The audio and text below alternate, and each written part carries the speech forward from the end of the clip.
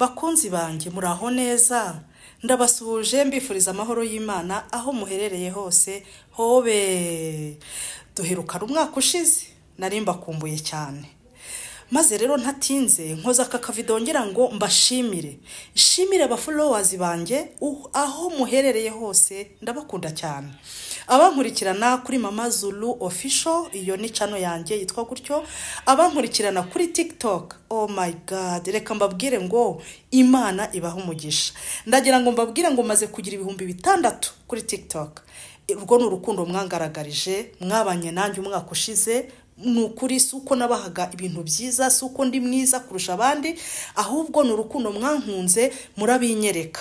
Ndabibashimiye mbikuye ku mutima.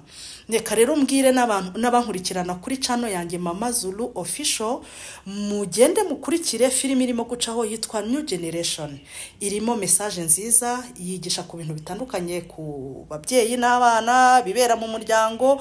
Harimo inyigisho nyinshi cyane. Ugende uyikurikire, kandi nukuri wowe mushyashya wibuke gukora subscribe, like, comment ndetse na share. Uzaba unteye inkunga ikomeye. Ni Mama Zulu bakunda.